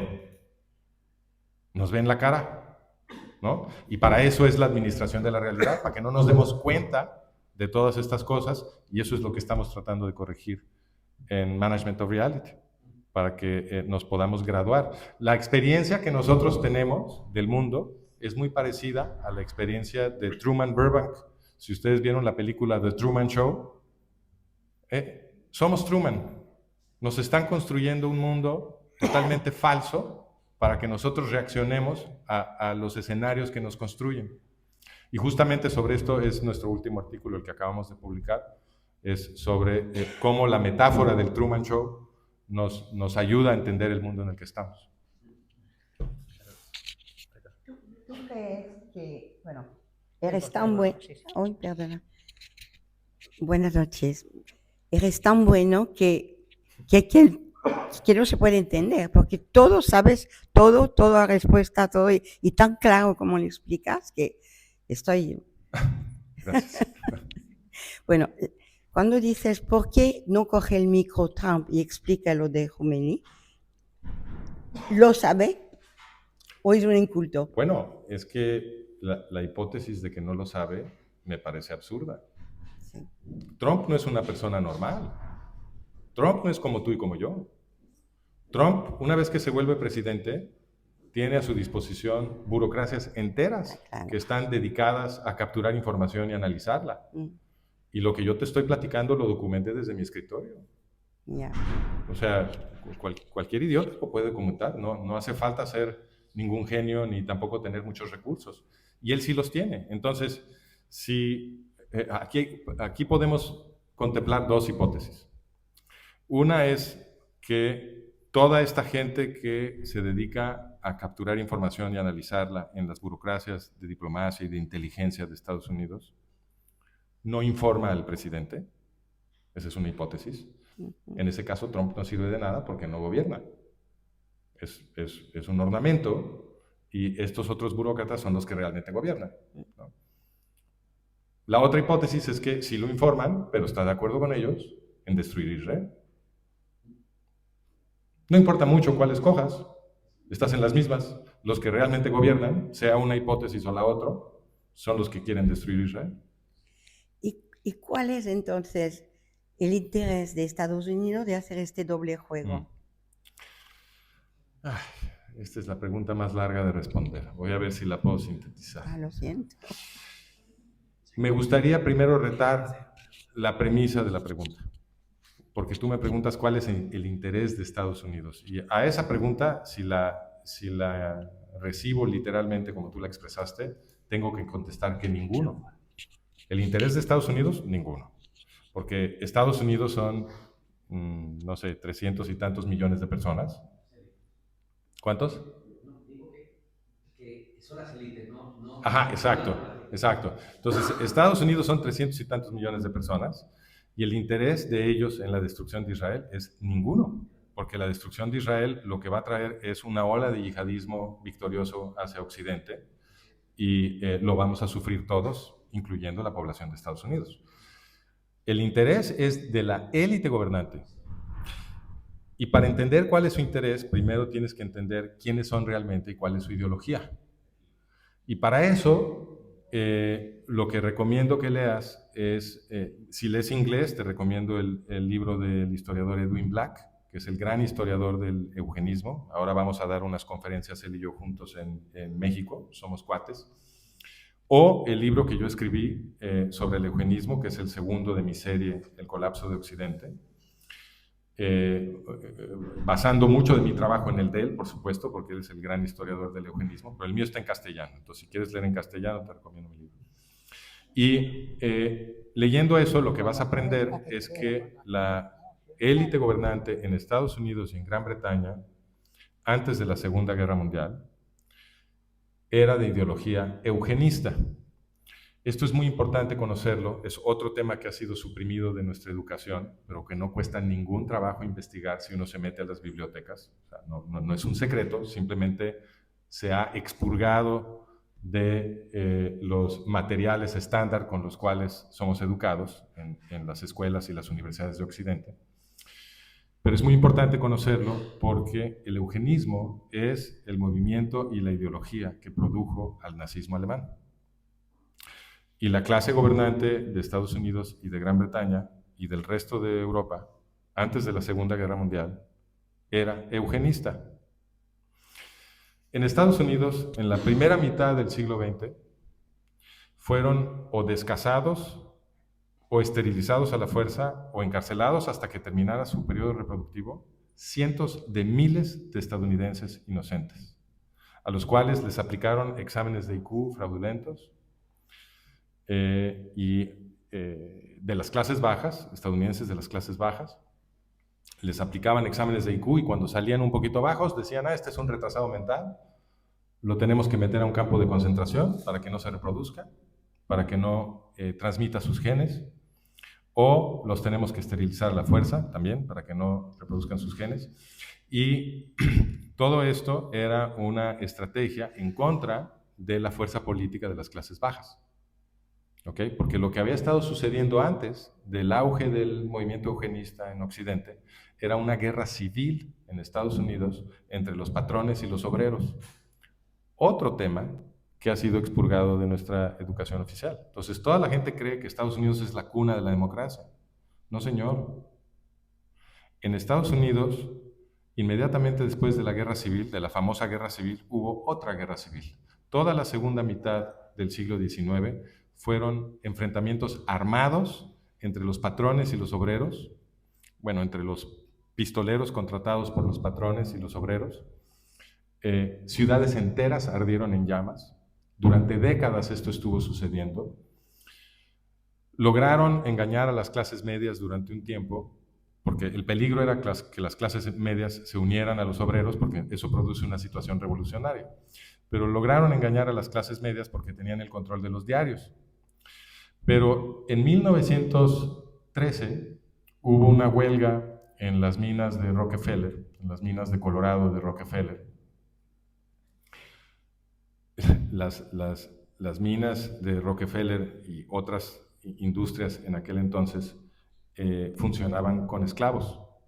Entonces, los mineros de Rockefeller, esclavos, esto es literal, no es metáfora, los mineros de Rockefeller vivían en un pueblo que era el pueblo de la mina, que tenía una fortificación, estaba el ingreso y la salida del pueblo donde vivían los mineros era controlado por la compañía. ¿Y por qué? Porque los mineros todos estaban crónicamente endeudados con la compañía, porque operaba como si fuera una hacienda del porfiriato mexicano o una hacienda del siglo XIX en España, eran muy parecidas. Y les pagaban raya, no les pagaban con dinero, y esa raya no se podía redimir más que en la tienda de raya de la compañía, que cobraba precios de extorsión. En inglés se llama scrip, con lo que les pagaban, no era dinero. Entonces los obreros, los mineros, se endeudaban con la compañía para poder obtener los bienes de estas tiendas, y al quedar endeudados y nunca poder pagar la deuda porque los intereses eran absurdos y la paga era casi cero, ahí se tenían que quedar. Entonces eran esclavos. Las condiciones de seguridad de la mina eran atroces, se morían como moscas allá abajo, sufrían todo tipo de enfermedades, etc. Entonces, a pesar de muchas dificultades, finalmente se empezaron a organizar, declaran una huelga para exigir, lo que exigían te haría llorar, estaban exigiendo casi nada, estaban exigiendo que los trataran con un poquito menos de crueldad. Organizan la huelga, la compañía los expulsa, se tienen que salir a vivir en unas tiendas que les dio el sindicato para que se pudieran proteger de la lluvia. Y entonces los Rockefeller mandaron llamar a la Guardia Nacional. La Guardia Nacional a lo que se dedicaba era a dispararle a los obreros estadounidenses. Y emplazaron un Gatling, una metralleta Gatling, es una de las primeras metralletas que se inventaron, que las tenías que transportar en carreta. Las movías mecánicamente, iba pasando el cinturón de balas, y esta metralleta tenía un alcance muy largo, mucho más largo que los rifles de los obreros, y entonces con total impunidad les estuvieron disparando, se incendiaron las lonas de los obreros y murieron también sus familias, mujeres y niños murieron en ese ataque. Se llama la masacre de Ludlow, la pueden ir a buscar en Wikipedia. Fue tan escandalosa la masacre de Ludlow que a partir de ahí ya no pudieron controlar la realidad como ellos querían. Y entonces la clase gobernante estadounidense tuvo que hacer un teatro de disciplinar a Rockefeller, que pues, es absurdo. Rockefeller era el dueño del gobierno, pero hicieron un teatro, lo hicieron comparecer en el Congreso, lo estuvieron cuestionando, etc. Y luego Rockefeller contrató a Ivy Lee. Ivy Lee es el genio que inventó la disciplina de las relaciones públicas. Y entonces Ivy Lee lo aconsejó y lo hizo que viajara a la mina y que hablara con los mineros y que bailara con las esposas de los mineros y por supuesto le tomaron foto a todo y lo publicitaron. Y esa fue la estrategia de crisis management, como le dicen los expertos de relaciones públicas, para limpiar la imagen de Rockefeller. Y también esto se hizo a través de la Fundación Rockefeller. Entonces, la Fundación Rockefeller fue creada para transformar la imagen de esta familia de opresores, que todo el mundo los conocía como opresores, para que empezaran a verlos como filántropos. En esta coyuntura, los Rockefeller y otros grandes industriales en Estados Unidos se dieron cuenta que ya no podían seguirle disparando a los obreros, porque se iba a producir una situación revolucionaria en Estados Unidos. Y ahí fue cuando empezaron a invertir muchísimo dinero en el eugenismo, porque el eugenismo institucionalizado, porque lo institucionalizaron, con el dinero que se gastaron, se crearon cursos de eugenismo en las secundarias, en las universidades, en todos lados. Y entonces con ese argumento pseudocientífico, que pues, la gente de a pie tenía dificultad defendiéndose de algo que se estaba diciendo en las universidades, igualito que ahora, los profesores en las universidades le dicen a los chavos que Israel es el malo y que los árabes palestinos son las víctimas. Pues los chavos no saben nada y están jóvenes y sus profesores tienen mucho prestigio, ¿no? Entonces, en esa época igual, así se prestigió el eugenismo y se creó un argumento pseudocientífico con el cual podías meter a un campo de concentración a cualquier obrero que te estuviera dando lata. Porque entonces le dabas un examen de IQ, decías que salió muy bajo y ¡pum!, te vas al campo de concentración, o lo amenazabas con una esterilización forzada, ¿no? Esa era la idea. La ideología de los eugenistas decía que los pobres eran retrasados mentales porque no tenían suficiente sangre alemana. ¿Por qué? Porque todas las clases gobernantes de Occidente tienen sangre alemana. Y están muy orgullosos de eso, porque cuando se colapsa la estructura política del Imperio Romano Latino a finales del siglo V, los que se quedaron como la aristocracia en toda Europa fueron aristocracias militares alemanas, que se quedaron con lo que habían sido las provincias occidentales del Imperio Romano Latino. Visigodos aquí, ostrogodos y luego también lombardos en el norte de Italia, francos en lo que ahora es Francia, Países Bajos y Alemania, anglosajones y luego normandos en las Islas Británicas y escandinavos en el norte. Entonces, y luego Carlomagno, cuando conquista un cacho gigante de lo que había sido el Imperio Romano Occidental, hace un reparto de tierras a sus aliados militares y ahí se crea lo que todavía conocemos como la nobleza europea, en ese reparto de tierras, reparte latifundios, a uno lo hace conde de aquí, al otro marqués de allá, así. Todos son alemanes. Entonces, todas esas familias nobles europeas saben que vienen de una estirpe alemana. Y entonces este argumento de que la sangre alemana es lo que te da derecho a gobernar porque supuestamente te vuelve inteligente, que era un refrito pseudocientífico de la teoría de la sangre azul medieval, le gustaba mucho a las aristocracias en toda Europa. No era una cosa nada más de los alemanes. Y de hecho los líderes del movimiento eugenista eran los grandes industriales de Estados Unidos y de Gran Bretaña, y fueron ellos los que crearon el eugenismo alemán y transformaron el eugenismo alemán en el nazismo alemán. Y a ellos nadie los quitó. Entonces, cuando quieres entender la política de posguerra de la clase gobernante estadounidense o de las clases gobernantes europeas, cuando quieres tratar de entender, bueno, pero ¿por qué se están aliando con el yihadismo para destruir Israel? Ahí está la respuesta. Uno tiene que entender el contexto del eugenismo. Si no entendemos el eugenismo, es imposible entender nada. Y justamente el eugenismo es el tema que ha sido suprimido de la educación que recibimos sobre la Segunda Guerra Mundial. Se vuelve imposible entender la Segunda Guerra Mundial sin el eugenismo. Te voy a dar nada más 2 ejemplos y ya me callo. Los 2 textos que crearon el paradigma de la educación de la Segunda Guerra Mundial, lo que todo mundo aprende en las escuelas, aunque no lean estos 2 textos, porque crearon el paradigma, son La historia de la guerra que escribió Churchill y Auge y caída del Tercer Reich de William Shirer, que es el libro más vendido de historia en toda la historia. Shirer continuó sobre la misma línea que Churchill, ¿ok? Ni Churchill ni Shirer, los 2 libros son gigantescos. Bueno, el de Churchill son 6 tomos. Ni Churchill ni Shirer en ningún lugar mencionan siquiera la palabra eugenismo. Entonces, tú cursas la escuela, aprendes sobre la Segunda Guerra Mundial y nunca te explican las causas de la Segunda Guerra Mundial. Y los eugenistas, son los que todavía nos gobiernan. Y una vez que te cae ese 20, una vez que entiendes eso, ya puedes empezar a explicar por qué las políticas de posguerra de los jefes en todo Occidente tienen la estructura que tienen. Perdón, había una pregunta. Sí. Buenas tardes. En primer lugar, gracias por tu exposición.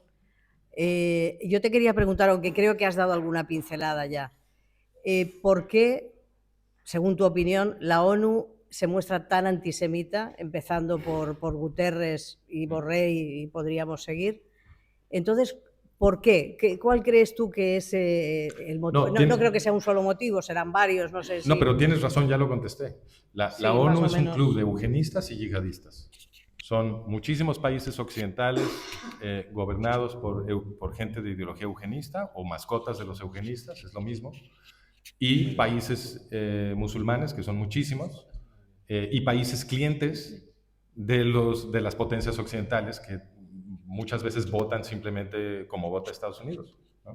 O como votan los países europeos. Entonces, esa es la razón. La ONU no es una estructura liberal. La ONU es un órgano de poder. Y hacia donde se mueve es hacia donde los países con mayor poder la mueven. Lo que hemos visto en la ONU es que ha habido más resoluciones por presuntas cuestiones de derechos humanos contra Israel que contra todos los países del mundo combinados. O sea, obviamente que eso es antisemitismo.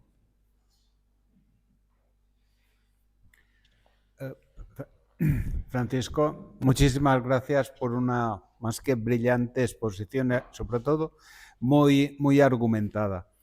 Mi pregunta es, ¿cómo es posible que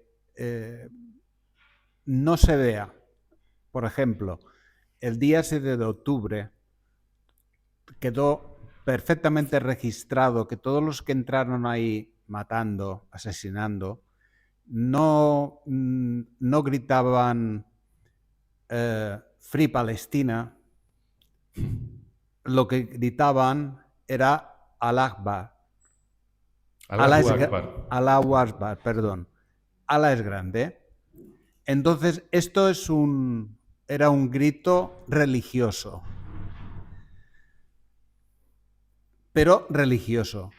Entonces, y religioso no de cualquier manera, religioso salafista, en el sentido de recuperar el origen de la raíz de los musulmanes. Entonces, cuando hablamos de paz con yihadistas, ¿de qué clase de paz estamos hablando?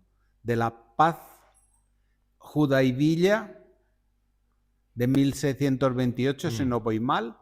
¿O estamos hablando de la paz que nos entendemos como paz? Y acoto un poco más. ¿Cómo es posible que no he visto en ningún periódico ni en ninguna noticia que precisamente se dijesen que era Alá es grande, no hicieran cualquier otro argumento? Muchas gracias.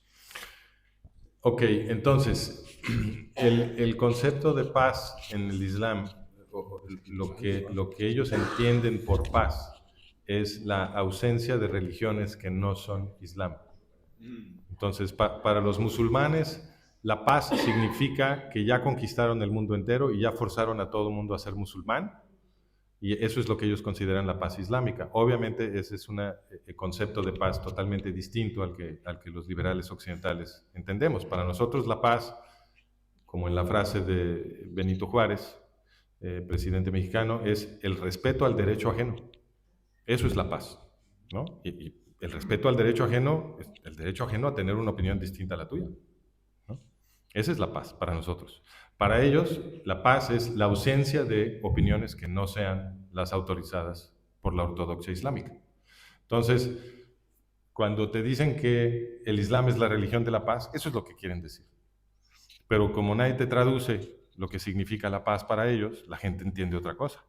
Y eso es lo que le dicen a estos chavos en las universidades, cuando les dicen que el Islam es la religión de la paz. Como decimos en México, les están dando a tole con el dedo, como se hace con los bebés, ¿no? No sé si contesté tu pregunta a satisfacción. Perfectamente. No. Pero me preguntaba sobre los medios. ¿Por qué los medios no explican esto? Y un detalle.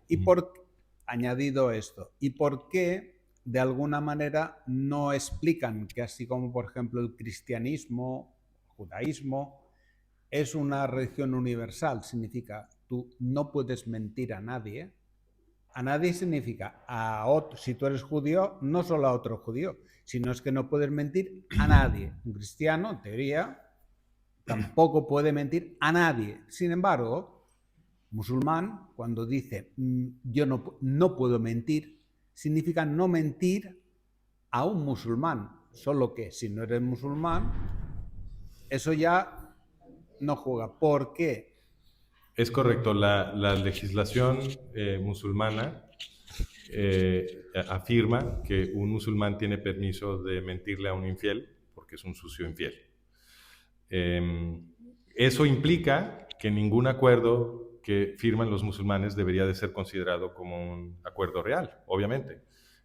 Ahora, tu meta pregunta es ¿por qué estas cosas que cualquiera que estudie un poco el Islam aprende no son explicadas por los medios occidentales? Regreso a mi punto sobre la administración de la realidad, the management of reality. Me faltó explicar cuando estaba yo hablando de ese tema hace un segundo que la razón de que los medios y las universidades se comportan de esta manera es que han sido activamente corrompidas. A mí me preguntan muchas veces, oye, ¿cómo se va a arreglar Occidente? Estamos muy mal, ¿cuál va a ser? Yo les digo, miren, si realmente quieren arreglar Occidente, tenemos que exigir que nuestras constituciones sean reformadas, y el primer artículo de nuestras constituciones tiene que ser que está absoluta y totalmente prohibido que cualquiera de nuestros gobiernos occidentales democráticos se gaste un solo centavo en secreto. No puede haber servicios clandestinos, porque cuando el gobierno tiene el poder de gastarse el dinero de nosotros en secreto, lo que les has dado es la herramienta que los burócratas necesitan para corromper todo el sistema. Hasta el último centavo tiene que ser fácilmente auditable y trazable, para que los burócratas no puedan usar nuestro dinero para corromper nuestras instituciones.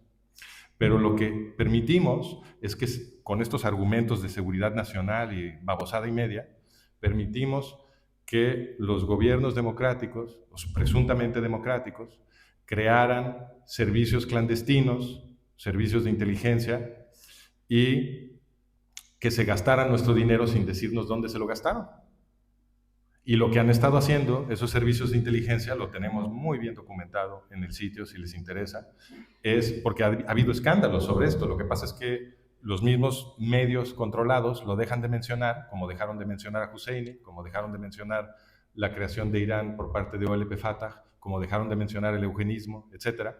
Y nosotros hemos documentado que bastan 3 años, más o menos, que se deja de mencionar en ninguna parte algún tema para que desaparezca de la conciencia histórica de los pueblos democráticos. La gente se olvida. Entonces, a pesar de los escándalos sobre la corrupción de la prensa por parte de los espías que se han ventilado en distintas ocasiones, a la gente ya se le olvidó, y estas organizaciones corrompidas, tomadas por nuestros enemigos, han estado justamente creando esta esfera de realidad. Y por supuesto que en esas condiciones, en ese plan que tienen ellos de apoyar el yihadismo y apoyar el eugenismo y destruir la infraestructura democrática de Occidente, pues no te van a explicar cosas que desprestigien a los yihadistas. A esos los protegen. Por eso estamos viendo que los medios se la pasan quejándose de que Israel tiró un misil sobre algún excusado, en vez de quejarse de que todavía hay rehenes judíos israelíes en Gaza, 2 bebés, como mencionó Ari, que estoy seguro que ya están muertos. ¿Por qué no nos estamos quejando de eso? ¿Por qué los medios no están enfurecidamente exigiendo que los rehenes sean liberados? ¿No? Bueno, pues porque a lo que se dedican esos medios es a prestigiar a los yihadistas. No sé si se han fijado, pero todo el tiempo nos dicen las cifras de presuntos muertos civiles en Gaza. Todo el tiempo nos las están restregando. Esas cifras vienen de Hamás. ¿Cómo por qué le vas a creer a Hamás nada? Hamás es una organización terrorista totalitaria. Por definición mienten. Y además, toda la doctrina militar de Hamás es producir bajas civiles árabes palestinas. Entonces, ¿por qué les vas a creer a ellos? Nada. Y sin embargo, todos los medios reportan estas cifras y además indignados de que Israel supuestamente mató a toda esa gente.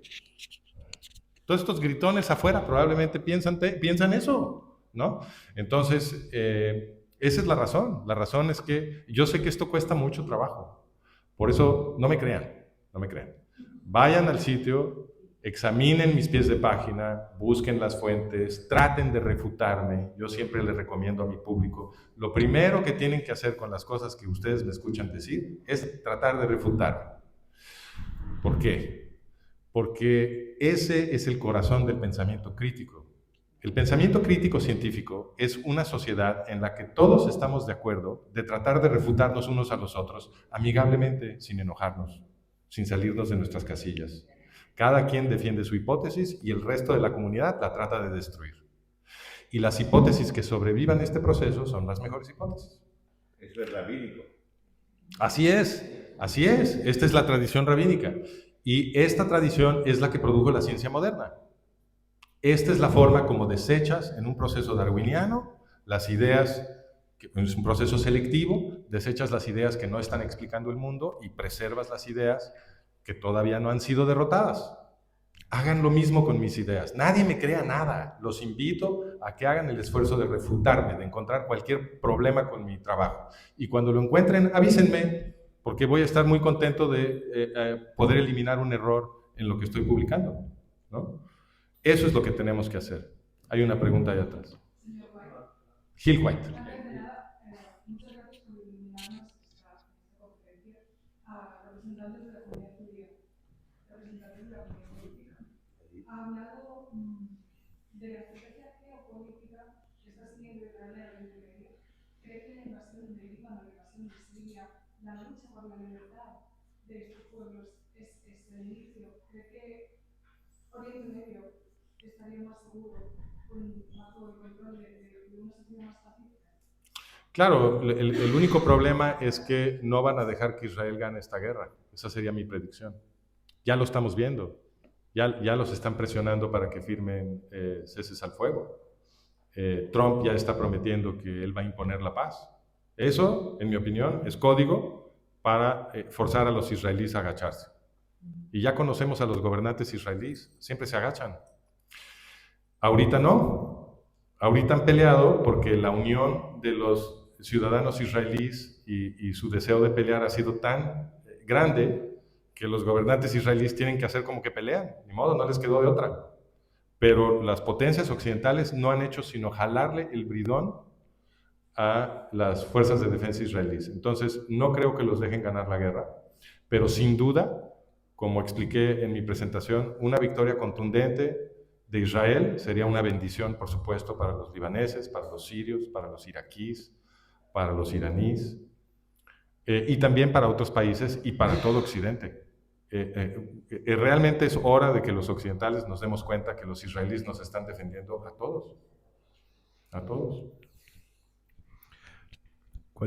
Una pregunta. Yo me gustaría confutar un poco el pensamiento de Francisco Gil White sobre la correlación entre Israel y el Occidente. Yo pienso que, como decía Mark Twain, Israel en sí mismo es un enigma de la historia y en los milenios ha podido colaborar, luchar y sobrevivir siendo también amigos de sus enemigos, ¿de acuerdo? Lo vemos hoy día, que por ejemplo los gobiernos que hacen el lado político que hace un tiempo podía ser impensable, como la derecha, la extrema derecha, son muy pro-Israel. Y en un pensamiento próximo y pasado, el mundo árabe e islámico ha sido, por mucho punto de vista, mejor que el mundo occidental, el mundo cristiano. Entonces, en un futuro donde posiblemente el Occidente colapsa, ¿cuál es para Francisco el futuro de Israel? ¿Cómo podrá sobrevivir en un mundo sin Occidente Israel? Porque es una pregunta que se hace en Israel esta. Es una pregunta que existe a nivel geopolítico, porque sabemos que el Occidente está en un punto de colapso. Entonces, ¿cómo podría sobrevivir en este mundo Israel? No creo que Israel pueda sobrevivir sin Occidente. No lo creo. Sin nosotros los occidentales, Israel no puede sobrevivir. Pero el inverso también es cierto. Si Israel pierde esta guerra, nosotros tampoco vamos a sobrevivir como sociedades democráticas. Esa es la predicción de mi libro. Mi libro se llama El colapso de Occidente, el siguiente holocausto y sus consecuencias. Porque justamente mi predicción es que si se completa este holocausto, que ya empezó, el holocausto que yo predije en 2013, ya empezó el 7 de octubre. Y si lo completan los enemigos de Israel, los enemigos del pueblo judío, las víctimas vamos a ser todos. Todo Occidente se va a colapsar, como se colapsó en la Segunda Guerra Mundial. La diferencia es que ahora ya no nos vamos a levantar, porque estamos globalizados, y lo que viene es el Islam. Y en el Islam no hay revoluciones. No ha habido una sola revolución efectiva en el Islam. Entonces, es ahora o nunca. Tenemos que defender nuestra civilización o la vamos a perder. Es la lección que nos debieron haber enseñado en la escuela desde niños, a partir de 1945, en todo Occidente. Esta es la lección que debimos haber aprendido. Que en el momento en que empieza a brotar otra vez el antisemitismo, estamos todos en grave peligro y tenemos que combatirlo inmediatamente y no dejarlo que crezca antes de que sea demasiado tarde. Bueno, pues ya casi es demasiado tarde. Si no nos ponemos las pilas ahorita, lo vamos a perder todo.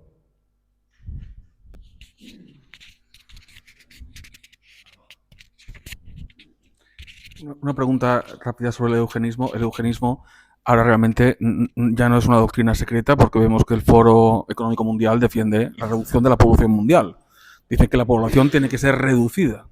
O sea, es claramente eugenismo ya desatado. Pero lo que no creo que te ha quedado por explicar, cuando te han preguntado por la política exterior de Estados Unidos, y ha sido al caso del eugenismo, es en qué punto confluyen los intereses de la clase eugenista occidental con el Islam. ¿Por qué se da esta alianza? Buenísima pregunta. Lo que pasa es que lo que tienen en común los yihadistas con los eugenistas es que ambos están muy interesados en suprimir todas las libertades. Entonces, tanto el yihadismo como el eugenismo son ideologías totalitarias. Para los totalitarios, el pueblo judío es el enemigo central. Como les estaba yo comentando al mero principio, hay una correlación perfecta en la historia occidental. Siempre que hay un movimiento totalitario que nos quiere esclavizar a todos, está organizando matanzas de judíos. ¿Por qué? Porque estos movimientos totalitarios entienden que el pueblo judío es el origen de la lucha occidental por la libertad. El pueblo judío está organizado alrededor de un cuerpo de ley y alrededor del debate y discusión y competencia intelectual en el contexto de ese cuerpo de ley, que nació en una revuelta de esclavos. La tradición del Éxodo explica que los israelitas eran esclavos del faraón en Egipto y surgió un líder revolucionario que recordamos como Moisés, que con la ayuda de la deidad organizó una revuelta y los esclavos se escaparon al desierto a crear una sociedad en donde ya no los oprimieran. Y para eso es la ley de Moisés, es la ley de los esclavos liberados. Entonces, esa ley que protege con mucho cuidado precisamente a las categorías más vulnerables de persona en una sociedad, a las viudas, a los huérfanos, a los pobres, esa ley que se esmera en dividir los poderes del gobierno para que no se pueda concentrar el poder y oprimir a la gente, ¿no? Una ley que prohíbe al rey ser sacerdote para no unir el poder religioso con el poder político, que prohíbe al sacerdote tener tierra para no unir el poder religioso con el poder económico, etc. Pues es una ley diseñada para ayudar a la gente a combatir la opresión. Y esa ley siempre ha preocupado a la gente que nos quiere esclavizar. Por eso, desde la antigüedad, las civilizaciones grecorromanas que producían océanos de esclavos estaban también muy interesadas en extinguir el movimiento judío, porque no querían que los judíos le dieran ideas a sus esclavos. Y eso es lo que los judíos estaban haciendo. En el mundo antiguo había miles y miles y miles de paganos de las clases bajas que se estaban convirtiendo al judaísmo, que era una religión intensamente popular, precisamente porque los paganos de la antigüedad, los de a pie, veían una promesa de liberación de toda la opresión que estaban sufriendo a manos de estas clases gobernantes. Entonces, ¿por qué se alían eugenistas y yihadistas?